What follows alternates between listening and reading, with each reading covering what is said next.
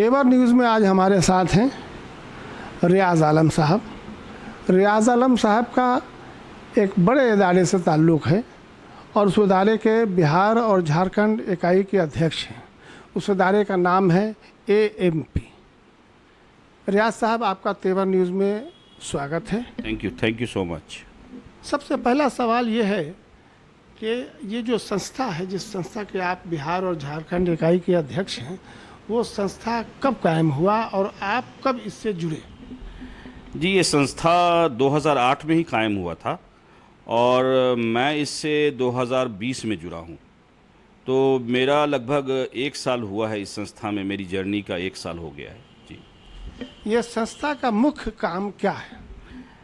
देखिए, इस संस्था का मुख्य काम ये है कि जो देश की जो 20% आबादी है जो मुसलमानों की, उसमें आप देख सकते हैं सच्चर कमेटी का रिपोर्ट भी आपके पास है और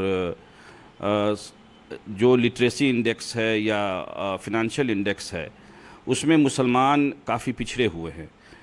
तो इसका जो मुख्य काम ये है कि जो हमारे समाज से जो प्रोफेशनल्स हैं उनको एक प्लेटफॉर्म पे लाना, जो प्रोफेसर्स हैं, डॉक्टर्स हैं, इंजीनियर्स हैं, IAS हैं, IPS हैं, IITs के हैं, IIMs के हैं, उनको एक प्लेटफॉर्म पे लाना और उनके एक्सपर्टीज़ को अपने कम्युनिटी डेवलपमेंट के लिए यूज़ करना। तो संस्था का मुख्य आधार यही है। बिहार में ख़ास तौर से और झारखंड में, जहाँ के आप अध्यक्ष हैं और आपकी देखरेख में सब काम हो रहा है, तो यहाँ जो काम अब तक हुआ है उसकी क्या काम हुआ है, कहाँ तक पहुँचे हैं? देखिए, ये जिम्मेदारी हमको लगभग जुलाई अगस्त 2020 में दी गई थी, जब मैं बिहार का सेक्रेटरी अपॉइंट हुआ था और वो जर्नी वहीं से स्टार्ट हुई और अभी नेशनली अगर आप देखें तो बिहार और झारखंड यूनिट बहुत अच्छा काम कर रहा है और उसको नेशनल रिकॉग्निशन भी मिल रहा है। जहाँ तक काम की बात है तो अभी हम ऑर्गेनाइजेशन का एक स्ट्रक्चर बनाने में लगे हुए हैं, क्योंकि लोग जुड़ेंगे तभी हम काम को, अपने प्रोजेक्ट को आगे बढ़ा पाएंगे।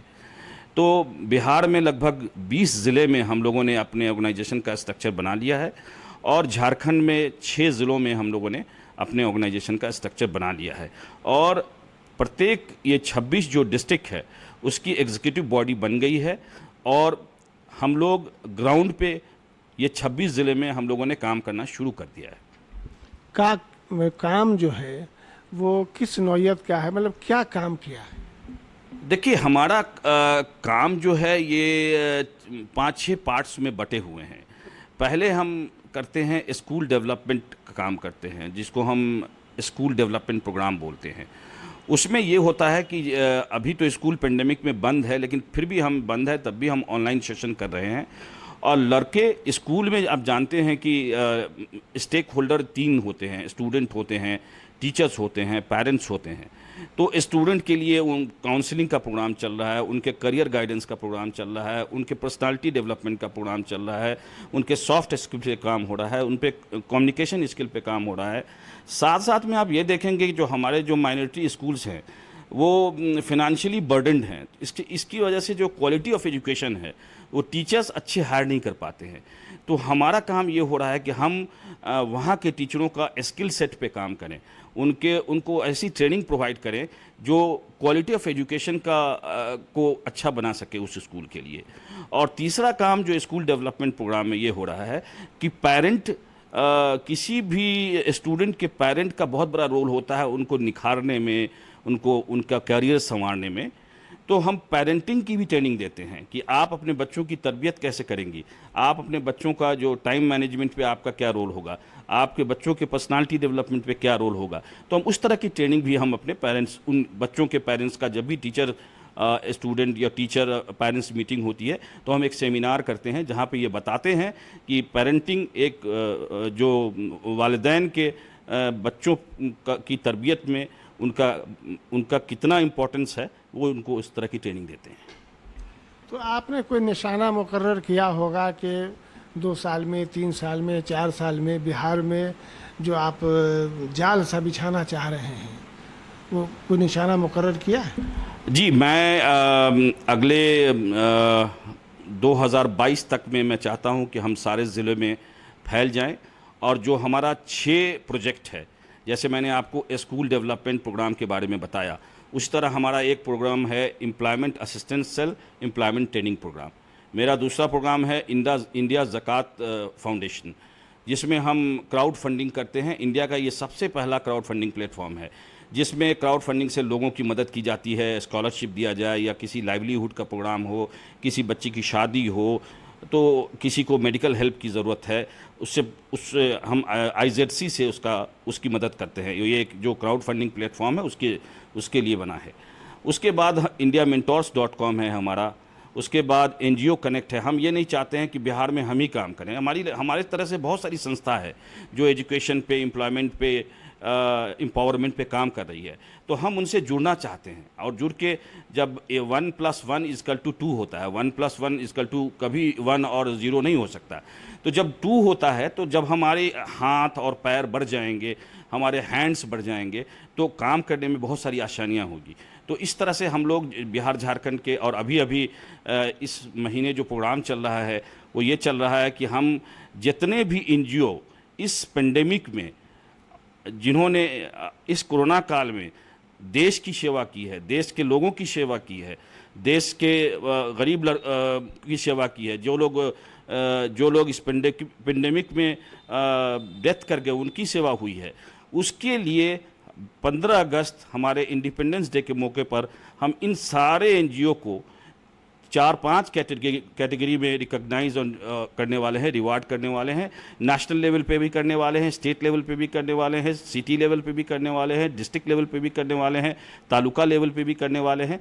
तो ये 15 अगस्त के दिन जब हमारा देश आज़ाद हुआ, उस दिन हम लोग इन योद्धाओं का, जो कोरोना वॉरियर्स हैं और जो एजुकेशन, एम्प्लॉयमेंट और एम्पावरमेंट पे बहुत अच्छा काम कर रहे हैं, हेल्थ केयर पे काम कर रहे हैं, तो इन लोगों को हम लोग उस दिन सम्मानित करने जा रहे हैं।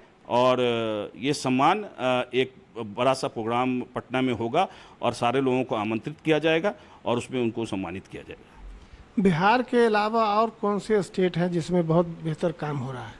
जी देखिए, पुराने स्टेट जितने भी हैं, जैसे कि महाराष्ट्र को आप ले लें, महाराष्ट्र से तो इसका जन्म ही हुआ है ये संस्था का, तो महाराष्ट्र अच्छा काम कर रहा है। उसके बाद अब साउथ के जो स्टेट्स हैं हमारे, केरल हैं, कर्नाटका हैं, तमिलनाडु हैं,